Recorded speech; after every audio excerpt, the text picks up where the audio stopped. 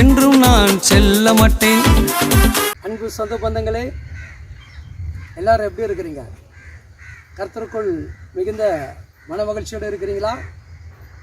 ஒவ்வொரு நாளும் உங்கள் வீட்டுக்குள்ளே கர்த்தருடைய வார்த்தை வந்துக்கிட்டே இருக்கு இல்லையா? அநேக குடும்பங்களுக்குள் தேவ வார்த்தைகள் சந்தோஷத்தையும் மகிழ்ச்சியும் கொடுத்துக்கிட்டே இருக்குது. ஒரு ஆமென் சொல்லுங்க. அல்லேலூயா. உங்களை இப்படி சந்திப்பதற்கும் கர்த்தர் கிருபை கொடுத்திருக்கிறார். இதற்காக நிறைய நேரத்தை தேவ சமூகத்தில் செலவு செய்ய கர்த்தர் அனுகூலம் செய்திருக்கிறார். எப்படியாவது தொடர்ச்சியாவது தேவ வார்த்தைகள் பிள்ளைகளுக்குள்ளே போகணும். அந்த வார்த்தை கேட்டு பிள்ளைகள் பலப்படணும். ஏன்னா இன்றைக்கி நம்ம அவசர உலகத்தில் வாழ்ந்துட்டுருக்கோம். கம்ப்யூட்டர் காலகட்டத்தில் வாழ்ந்து கொண்டிருக்கோம். ஆன்லைனில் ஃபோன் பண்ண இது ஆர்டர் கொடுத்தா உடனே வீட்டுக்கே டெலிவரி வந்துடுற சூழ்நிலையில் நம்ம இருக்கிறோம். அதே போல் இப்போ என்ன ஆயிடுச்சு, வார்த்தையும் டெலிவரி பண்ணுற இடத்துக்கு வந்துருச்சு. வீட்டுக்குள்ளேயே நமக்கு என்ன வந்துருச்சு, வார்த்தை வந்துச்சு. சர்ச்சைக்கு ஓடின காலெல்லாம் முடிஞ்சு போய் இப்போ என்ன பண்ணுறோம், உட்கார்ந்த இடத்துலேயே என்ன பண்ணுறோம். ஆமென். அதனால் சில பேர் இப்போ பைபிளை தூக்குறத மறந்துட்டு, அது வேறு விஷயம். ஏன்னா மொபைலுக்குள்ளே என்ன ஆயிடுச்சு, எல்லாம் பைபிளும் வசனங்கள் இருக்குது. பாக்கெட்லேயே வச்சுக்கிறேன், நான் படிச்சுக்கிறேன் பிரதர், பாக்கெட்லேயே வச்சு நான் பார்த்துக்கிறேன் பிரதர் அப்படின்னு நம்ம சொல்லிக்கிட்டே போகிறோம். சரி, ஆகட்டும். ஆனாலும் நீங்கள் அதை ஒன்றை சரியாக நீங்கள் புரிந்து கொள்ள வேண்டும். ரோமர் 9ஆம் அதிகாரத்தில் 6வது வேத வசனம் சொல்லுகிறது, வேத வசனம் அவமாக போய்விட்டது என்று சொல்லக்கூடாது. வேத வசனங்கள் என்னதுங்க, பொய்த்து போனதுன்னு சொல்லக்கூடாது. வேத வசனம் உண்மையில்லை என்று சொல்லக்கூடாது.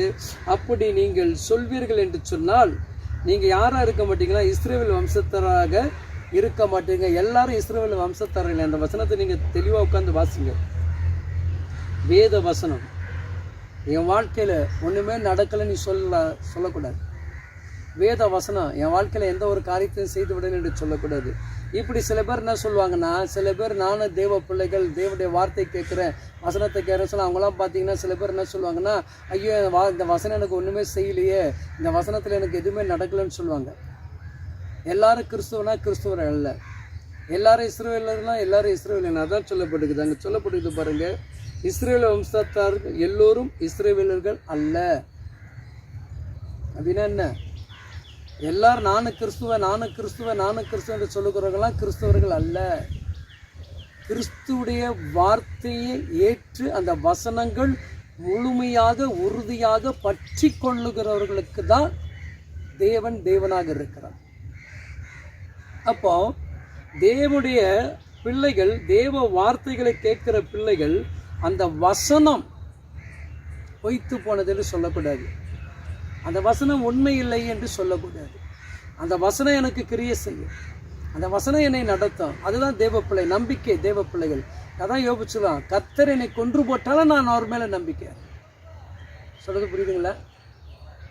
அப்போ தேவனுடைய பிள்ளைகள், தேவ வார்த்தைகள் என்னை உயிர்ப்பிக்கும், தேவ வார்த்தைகள் எனக்கு ஜீவனையும் தீர்க்காயுசும் கொடுக்கும். வார்த்தையை நம்புகிற பிள்ளைகள் தான் கிறிஸ்துவ பிள்ளைகள். வார்த்தையை கேட்டு அதன்படி செயல்படுத்தாமல் போகிறவங்களாம் கிறிஸ்துவங்க. நீங்கள் எப்படி சொல்லலாம் பாருங்கள், இன்றைக்கி நிறைய கிறிஸ்துவங்க இருக்கிறாங்க. சில பேர் இன்னும் என்ன பண்ணுறாங்க, குடிக்கு அடிமையாக இருக்கிறாங்க, போதை பழக்கத்துக்கு அடிமையாக இருக்கிறாங்க, சினிமா தேட்டர் போகிறதுல அடிமையாக இருக்கிறாங்க, சிகரெட்டு பிடிக்கிறதுல எல்லா காரியத்திலும் இன்னைக்கு அநேக கிறிஸ்துவர்கள் இருக்கிறாங்க. அப்போ அவங்களாம் கிறிஸ்துவர்களா? அவங்களாம் தேவனுக்கு ஏற்றவர்களாக வாழ்ந்து கொண்டு இருக்கிறார்களா? தேவனுக்கு ஏற்றவர்களாக வசனத்தைப்படி ஏற்றுக்கொண்டு வாழ்கிறவங்க என்ன இருக்கும், பாவம் இருக்காது, அவங்களுக்குள்ள என்ன இருக்கக்கூடாது, இதெல்லாம் பயம் நடுக்கங்கள் ஏற்படும். அப்போ தேவனுடைய பிள்ளைகள், தேவனுடைய வார்த்தை கேட்கக்கூடிய பிள்ளைகள் இவங்க தான் என்ன சொல்லுவாங்க, நம்பிக்கிறீங்க. இப்போ நீங்கள் அவங்களாம் கேட்டு பாருங்கள், அதில் என்ன மற்ற கிறிஸ்தவங்களும் இல்லையா, வெளிநாட்டு கிறிஸ்தவங்க குடிக்கலையா, வெளிநாட்டு கிறிஸ்தவங்க இப்படிலாம் பண்ணுறாங்க அப்படின்னு சொல்லிட்டு இருப்பாங்க. அப்போ அவங்களாம் கிறிஸ்தவங்க நம்ம ஏற்றுக்கொள்ள முடியாது. சரிங்களா? தேவ பிள்ளைகள், தேவ வார்த்தை கேட்குற பிள்ளைகள், தேவ வார்த்தைகள் என்றைக்கும் அதமானது கிடையாது, பொய் சொல்லாது. தேவ வார்த்தைகள் நம்முடைய வாழ்க்கைகளை உயிர்ப்பிக்கும், நடத்தும்.